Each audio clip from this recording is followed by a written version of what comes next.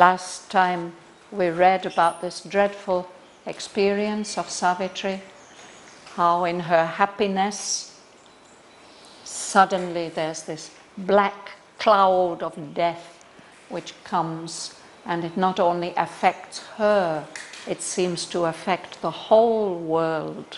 No?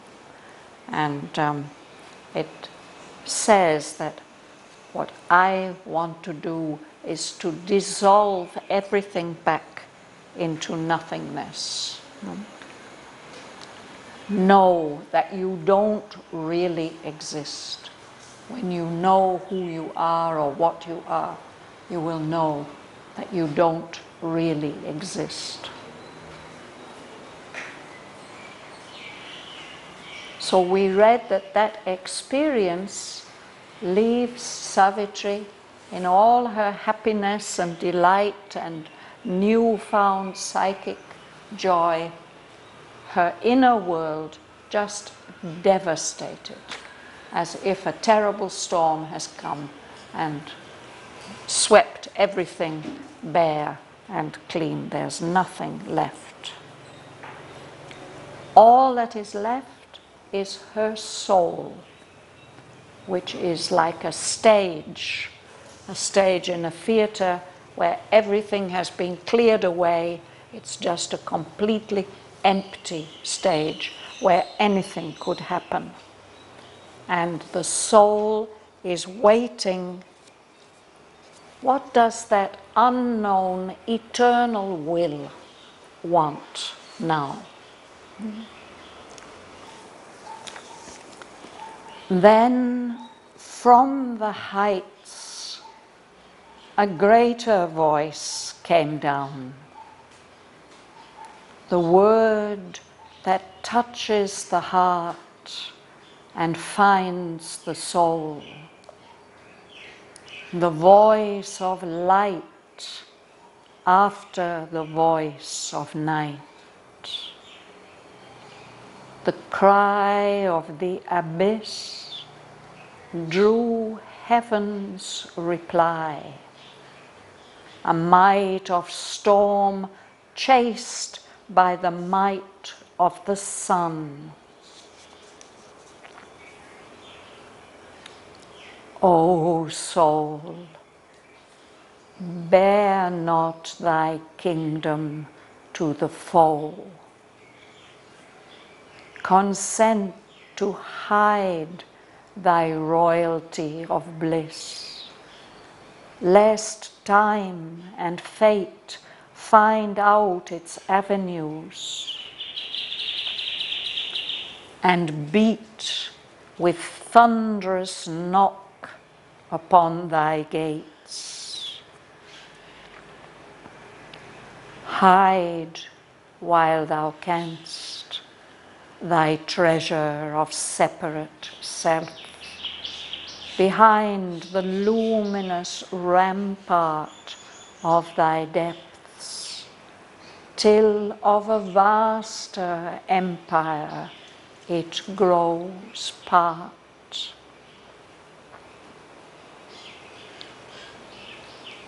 But not for self alone. The self is one. Content abide not with one conquered realm. Adventure all to make the whole world thine. To break into greater kingdoms, turn thy force. Fear not to be nothing, that thou mayst be all. Assent to the emptiness of the Supreme, that all in thee may reach its absolute. Accept to be small and human on the earth, interrupting thy newborn divinity, that man may find his utter self in God. If for thy own sake only thou hast come, an immortal spirit into the mortal's world, to found thy luminous kingdom in God's dark, in the inconscious realm, one shining star, one door in the ignorance opened upon light. Why hadst thou any need to come at all? Thou hast come down into a struggling world to aid a blind and suffering mortal race, to open to light the eyes that could not see, to bring down bliss into the heart of grief, to make thy life a bridge twixt earth and heaven. If thou wouldst save the toiling universe, the vast universal suffering feel as thine. Thou must bear the sorrow that thou claimst to heal. The day bringer must walk in darkest night. He who would save the world must share its pain. If he knows not grief, how shall he find grief's cure? If far he walks above mortality's head, how shall the mortal reach that too high path? If one of theirs they see scale heaven's peaks, men then can hope to learn that Titan climb.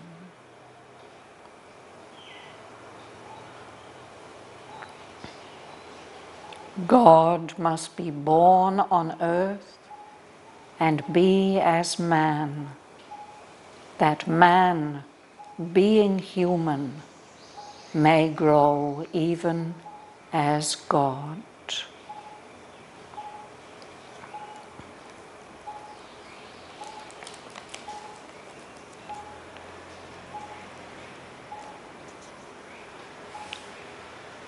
You will start, Rosa? Yes. Then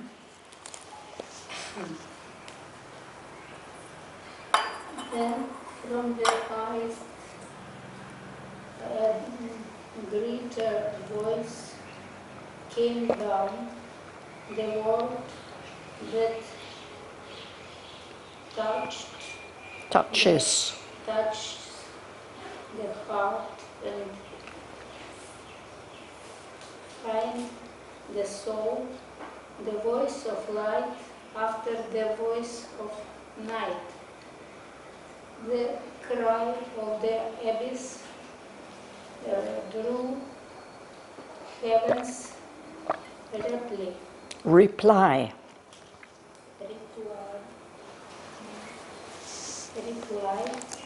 A might of stone chased by the might of the sun.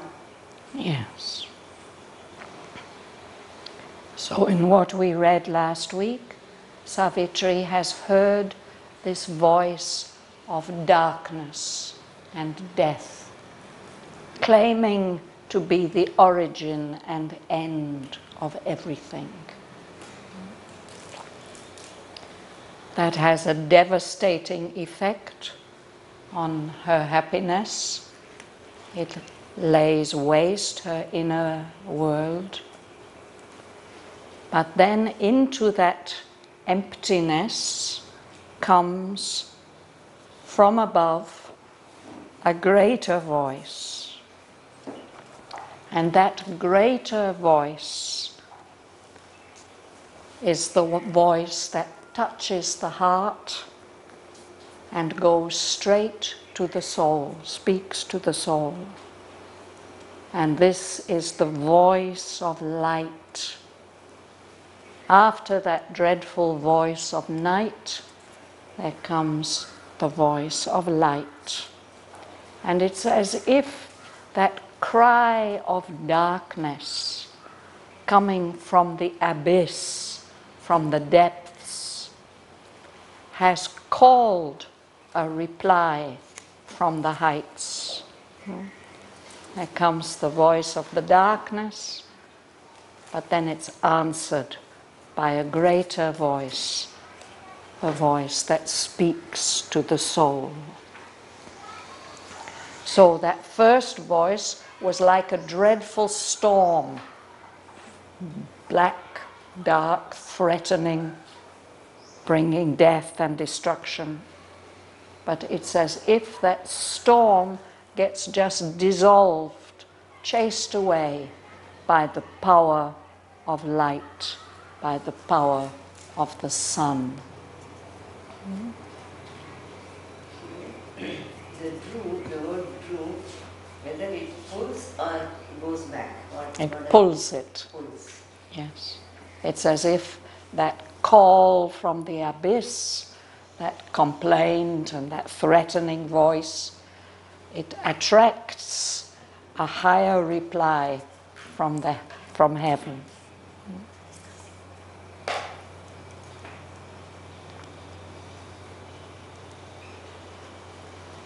Dhanalakshmi, have you got the place? Yeah. O soul, bear not thy kingdom to the poor. Consent to hide thy royalty of bliss, lest time and fate find out its avenues and beat with thunderous knock upon thy gates. It's as if this new voice of light is giving her a kind of warning or advice. She had been feeling so happy, and that happiness was spreading through all the world around her, and she was seeing everything lit up by that light of her soul realization, of uniting with her source. But now she's being warned that that's a wonderful realization you've had, but don't expose it, hide it. Don't show it, because there are hostile forces, there are enemies. A foe is the enemy. It's the one that wants to destroy your realization. So keep it quiet and secret within yourself. Hide this royalty of bliss. Now you feel this bliss and this delight, but keep it within yourself. Because otherwise, time, the passage of time which dissolves things, and fate, disaster, will find the way to that kingdom of bliss. Keep it secret. And they'll come and attack you. They'll beat with thunderous knock upon your gates. You've got your secret place there. They will find it out. Martin.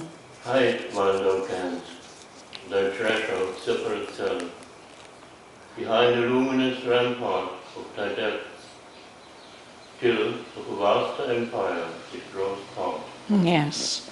So what you have found now is the truth and the treasure of your true individuality, your separate self. But he says, keep that hidden as long as you can. Keep it hidden behind the luminous ramparts of thy depths. Ramparts are protective walls around a fortress. And these are luminous ramparts. They're full of light. These are the walls of the inner being, the deeper parts of herself. So he says, keep it hidden, protected behind those ramparts, until your separate self, as if like a little kingdom, becomes part of a greater empire. And then it will be stronger also, by joining itself to a greater empire of light. Your separate self, which has had this realization, it will become much stronger.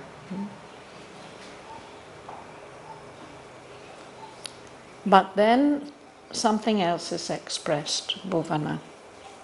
But not for self alone, the self is one. Content abide not with one conquered realm. Adventure all to make the whole world thine. To break into greater kingdoms, turn thy force. Yes. So he says, you've had this realization of the true self. But that's not just for you. It's not just for your individual benefits. So don't remain content with just that individual realization. That's only one conquered realm, one conquered kingdom. That's only one camp of God pitched in human time. That's what we read, no? He says, adventure all, risk everything to make the whole world yours. He uses this term, thine, no? The second person singular. You can break into greater kingdoms than just this little limited kingdom of yourself. So now turn your strength to conquer those other kingdoms. And how are you to do this? This can be compared with the individual moksha. Well, what she experienced was not exactly what we call moksha. It is what in Sri Aurobindo's yoga we call the psychic realization, where we realize oneness with the divine source and being. So that's a very, very powerful, and she not only experienced it inwardly, there was a transformation also of the nature. All the centers were transformed. So moksha is the liberation from ignorance. It's that she will have to do later on.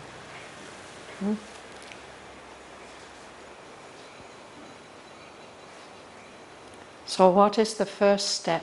Mila, you would read? Fear not to be nothing, that thou mayest be all. Ascend to the emptiness of the Supreme, that all in thee may reach its absolute. Yes. So the voice tells her, don't be afraid to lose everything. This threatening experience, it's as if it has emptied everything. It's left her like an empty stage. And it says, don't worry about that. Don't worry about being empty. Because that emptiness can be filled with everything, with the all, with the whole universe. So it says, accept, agree. To assent means to say yes. Accept the emptiness of the Supreme. There's an aspect of transcendence which seems to be absolutely without any qualities. It's just bare, empty, void.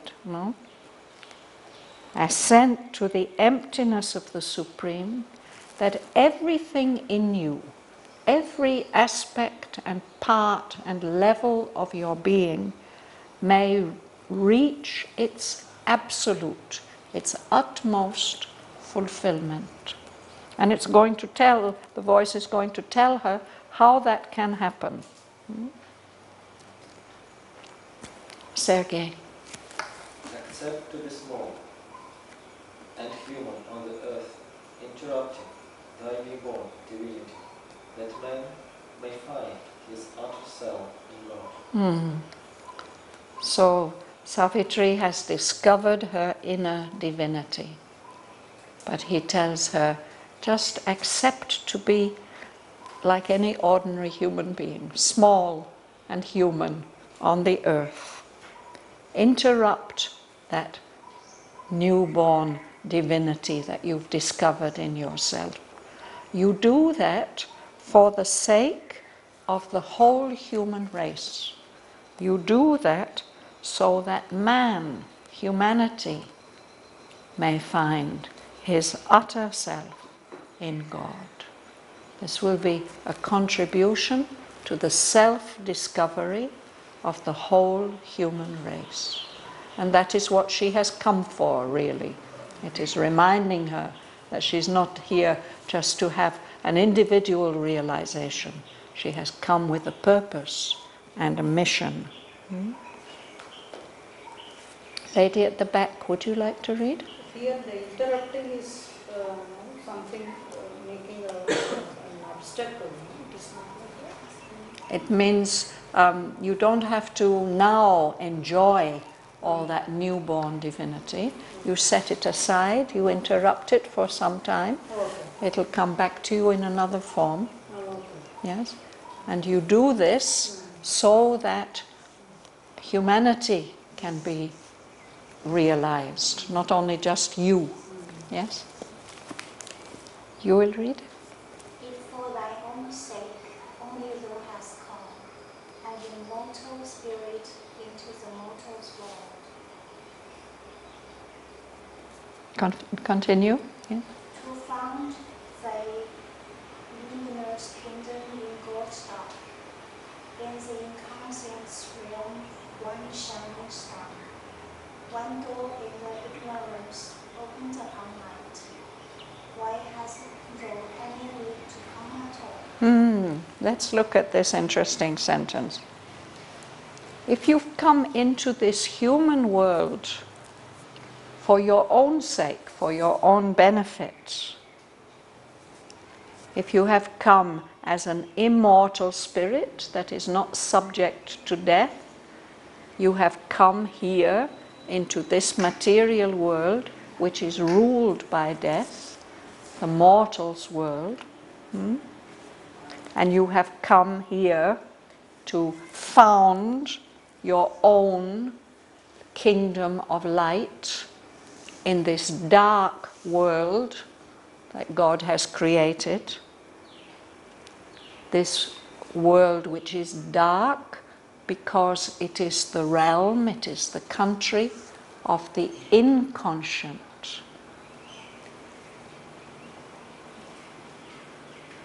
It's like the infinite force without consciousness. That is from what our material world seems to have begun. So if you have come like that, just like one shining star into the darkness,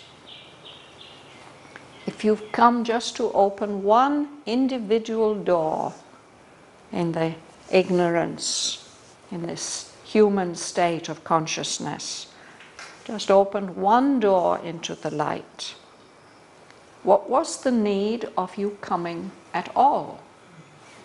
You were already immortal and full of light and consciousness and bliss. Why would you come just to have an individual human realization?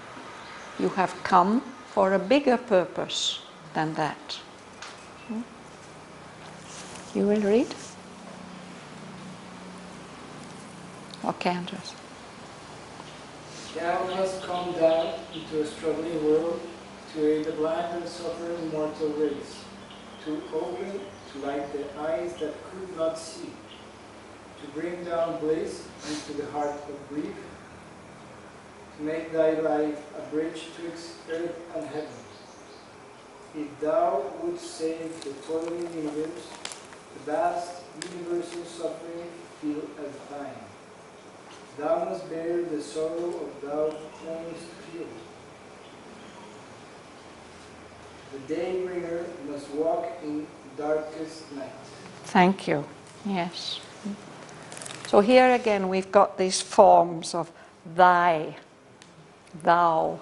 Yeah? We don't use these forms in ordinary English speech or even in writing normally, only in poetry we find these forms, but they are useful because this is the second person singular. In speech we are always using the plural form, you, as if we were speaking to more than one person. But here Sri Aurobindo can make it very, very clear that this voice is speaking directly to Savitri herself. So it tells her, you have come down from your immortal realm into this struggling world. You have come to help, to aid this blind and suffering mortal race, the whole of humanity, who can't see very well.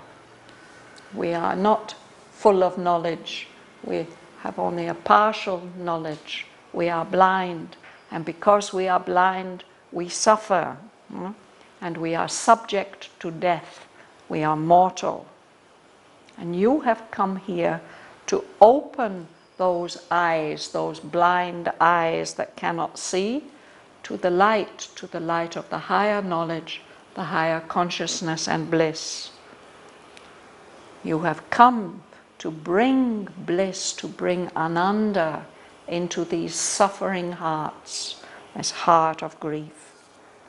You have come here as a human being to make your life like a bridge, a connection between this material earth, which is going through this difficult process of evolution, and those higher realms where everything is already perfect in its own way.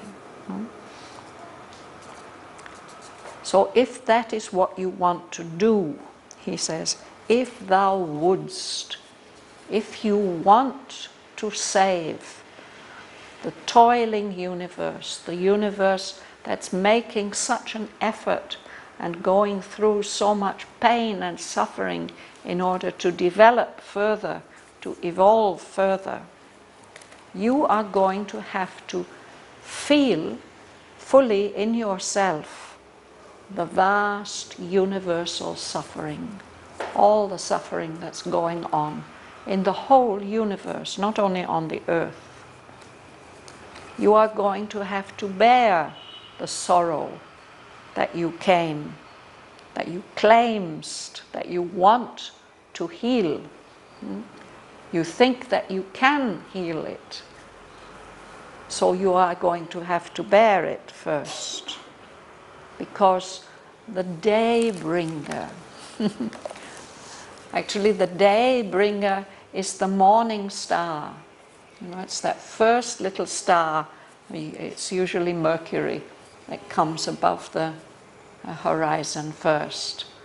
But if we think of that star as a being, it is the one that brings the day behind it. That star itself has to move in darkest night. So he's comparing Savitri herself to the day bringer. She's bringing the light, but in order to do that, she has to pass through the darkness. Joella. He who would save the world must share its pain. If he knows not grief, how shall he find grief's cure? If far he walks above mortality's head, how shall the mortal reach that too high path? Yes, this is the thing, no? He who wishes to save the world, has to share its pain. If he doesn't share it, if he doesn't know what the suffering is and where it comes from, how can he find the cure for it? And if he's walking on some high level, immune and untouched by all the difficulties that human beings suffer, no? How will ordinary human beings, mortals like us, how will they be able to reach that high path? Sri Aurobindo used to have this argument with one of his disciples in particular, who they had quite a correspondence going, and this person used to say, "But you are an avatar, you are divine, for you it's easy." And Sri Aurobindo said, "It's not like that at all. I wasn't born an avatar. I had to pass through all the difficulties, and I passed through them so that you can see that it's possible for you too to follow this path. What's the use of me being high up there and perfect? The idea is to uplift the whole of humanity." So, would you read? If one of their friends they see a scale heaven speak, men they can hope to learn that they can climb. Yes, read the next two lines as well. God must be born on earth and be as a man. That man being human may grow even as well. So this is something that's easy to remember. No? Yeah? If we see somebody who is like us, who's a human being as we are, if we see them making great spiritual achievements, then we can hope that it's possible for us also to learn to reach those spiritual heights. But to help that to happen, the divine being must take birth on earth as a human being, be just like us, so that we, being the way we are, humans, can grow to be divine as God is divine. Sri Aurobindo says this over and over and over again in this poem. Yes. Yes. Yeah. So if a higher being has come with the intention of helping in that process of evolution, he has to be one with the world. That's what comes next. Suresh, yes, Andres. But this is not the case of other avatars like Krishna or Jesus. Well, Buddha, yes, he climbed, but Jesus or Krishna didn't do any effort. We don't know. Now we think of them as avatars, but for example, with Christ, we know that he had to suffer terribly.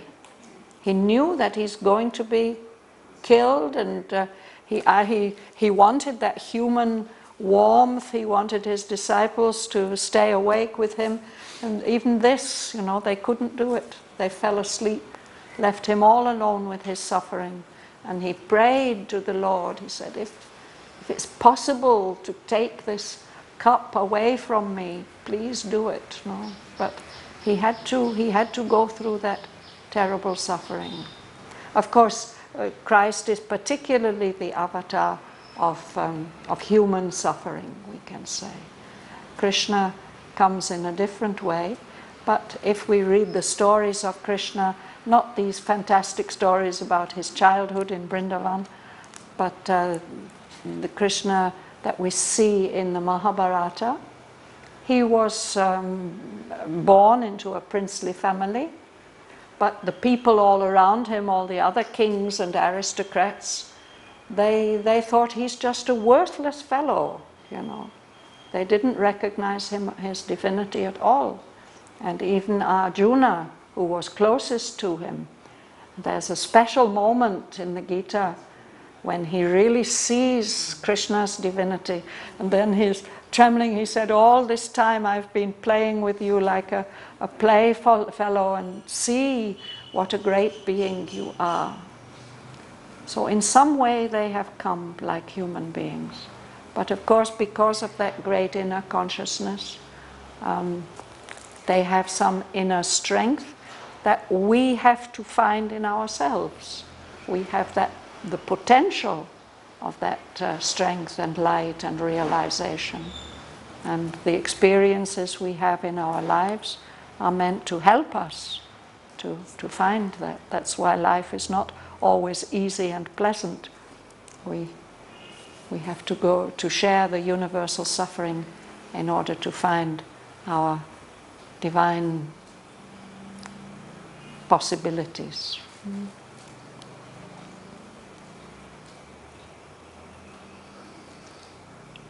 Is it okay, Andras? You can accept this? Yes, I understand. Yeah, okay, thank you. Suresh, would you read? He who saved the world must be one with the world. All suffering things contained in his God's space, and bear the grief and joy of all that lives. Yes, the one who comes as a savior, who wants to save the world, must be one with the world. He can't keep himself separate and happy in his own inner divinity. He has to be able to be open to the whole world. He must be able to hold, to contain all suffering things in his heart's space. It's difficult for us to imagine that we can ever do that. But again, both Sri Aurobindo and Mother have spoken about this experience of being aware of all the suffering of the world, the heart expanding enough to be able to feel and contain all that. Be able to bear not only the grief, but also the joy of everything that lives. You will read? All these things have been told by Narada also. This came also in book 6 at more length, yes, about the Saviour. And of course he was preparing Savitri that one day you are going to have to face all this. Yes. Yes, please. His soul must be wider than the universe and feel eternity as its very start, rejecting the moment's personality, know itself older than the birth of time, creation an incident in its consciousness, Arcturus and Belphegor, grains of fire, circling in a corner of its boundless self. The world's destruction, a small transient storm in the calm infinity it has become. So this is a very crucial sentence. This is actually giving the theme now of this, the rest of this book.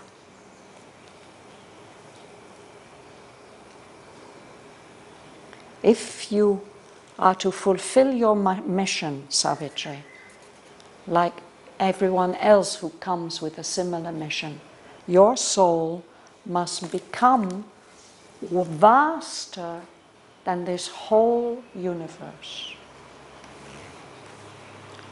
It must it must be able to feel that its whole substance and nature is eternity, transcendent, beyond space and time. So in order to do that, this little personality, this limited sense of self, has to be rejected. It has to be thrown away so that the soul can know that it is older than the birth of time, that our true individuality has existed before this particular creation that we are now playing a small part in, before it was ever thought of.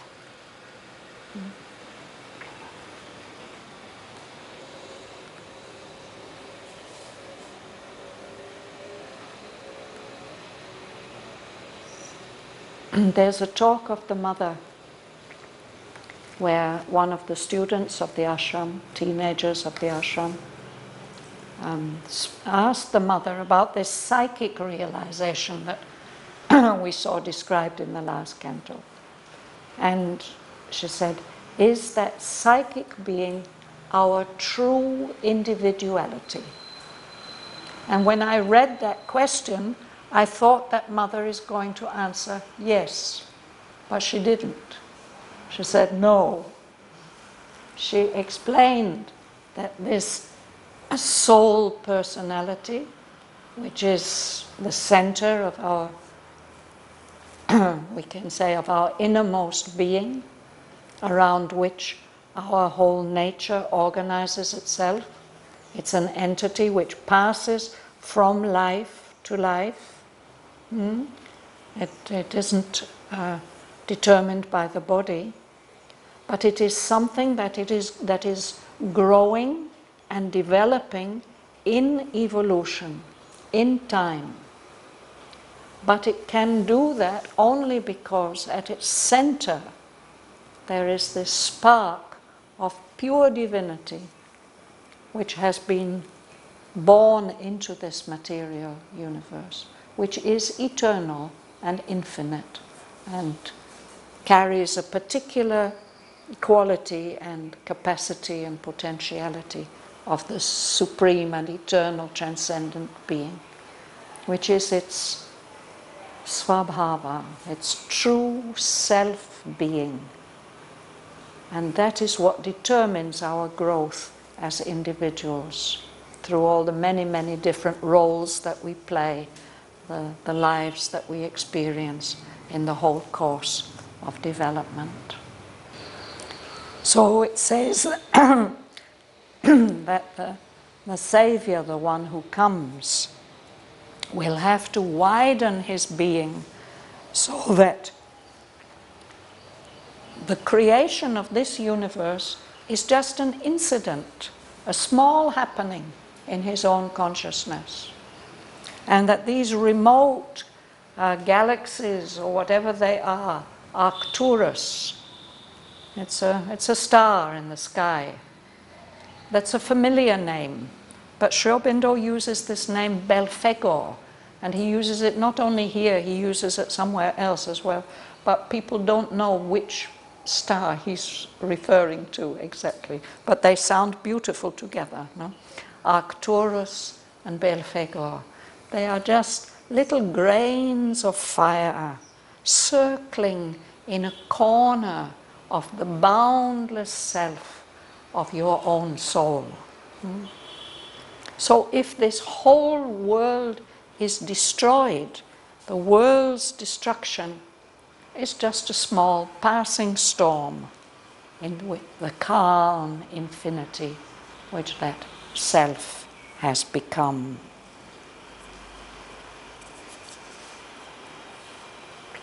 So that is what Savitri needs to do, and the voice will tell her how to do that.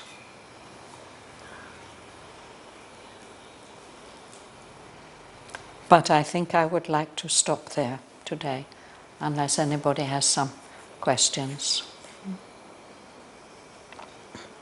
I have a very mundane question. Yes, Patricia. Back on page 536, I don't have the line numbers. Hide while thou canst. Does your edition say while? Whilst. Mine does too. Yeah. Means the same thing, you know. Yes, I didn't hear you correctly. Yes, perhaps I didn't say it correctly. I don't know, but Hide whilst thou canst thy treasure of separate self. As long as you can, keep it secret within you.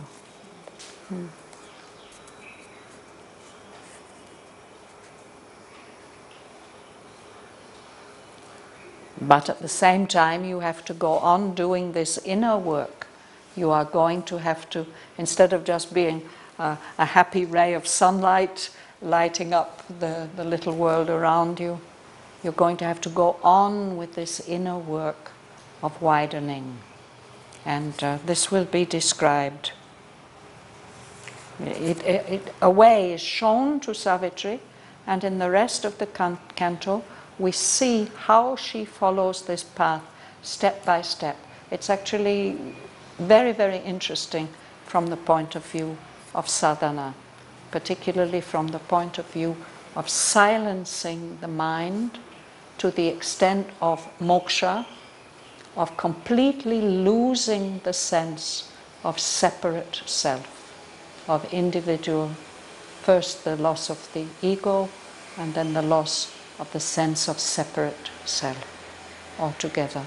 And that brings her somehow to the edge of a kind of extinction, as if she could just disappear altogether. But she doesn't disappear. There's something that is left there. And she can only wait to see what will happen. Am I supposed to merge now into this vastness? Or what? So, it's very, very interesting. In line 165, alone getting found to found the luminous. Well, Mother founded a city. To found, to start, to inaugurate, or base. So is that what you have come for? To just like you might found a city or a kingdom? Is it clear? It's not. It's a bit different from finding. To find is one thing, but to found is something else. Yeah. It's a verb. It's a verb, and the form is a little bit different from the verb to find. We say, Mother founded Auroville. Not that she found Auroville. She didn't found it, she had to create it. And founder relates to this word. What? Founder and foundation. Yes, yes. Yes, yes. Something has been founded here. And when we want to build a house, we have to make a foundation first, a base.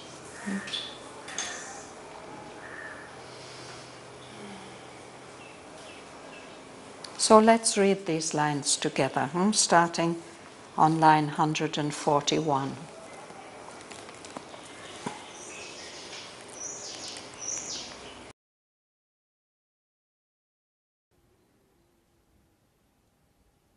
Then from the heights a greater voice came down, the word that touches the heart and finds the soul, the voice of light after the voice of night.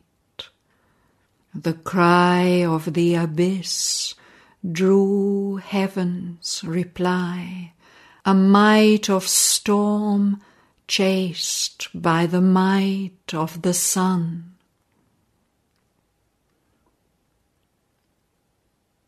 O soul, bear not thy kingdom to the foe. Consent to hide thy royalty of bliss, lest time and fate find out its avenues and beat with thunderous knock upon thy gates.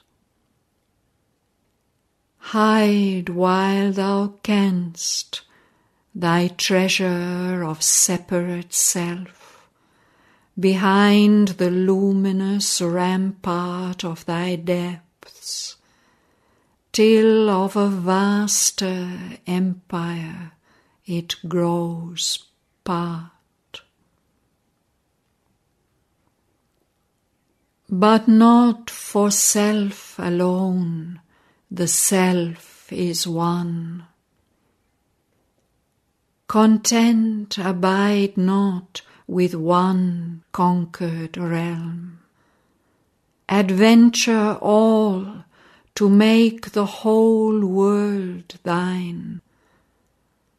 To break into greater kingdoms turn thy force. Fear not to be nothing, that thou mayst be all. Assent to the emptiness of the Supreme, that all in thee may reach its absolute. Accept to be small and human on the earth, interrupting thy newborn divinity, that man may find his utter self in God.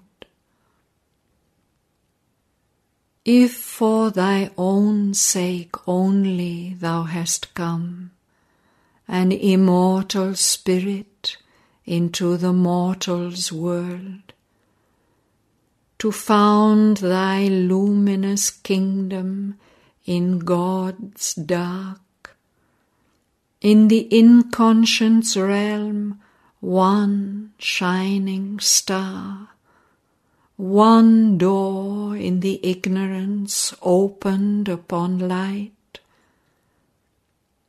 Why hadst thou any need to come at all?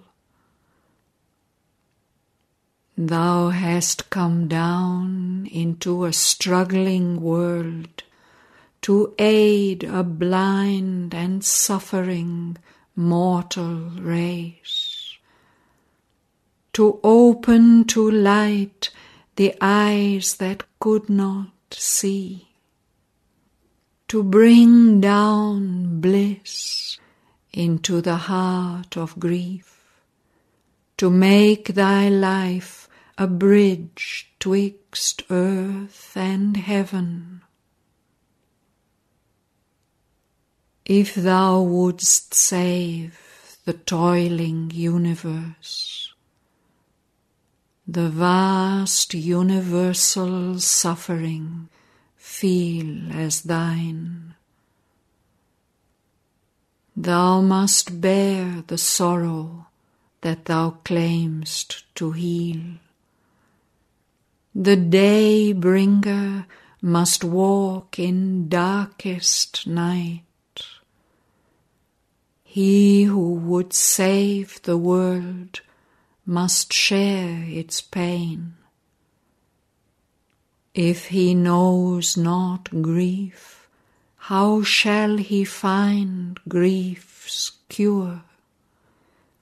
If far he walks above mortality's head, how shall the mortal reach that too high path?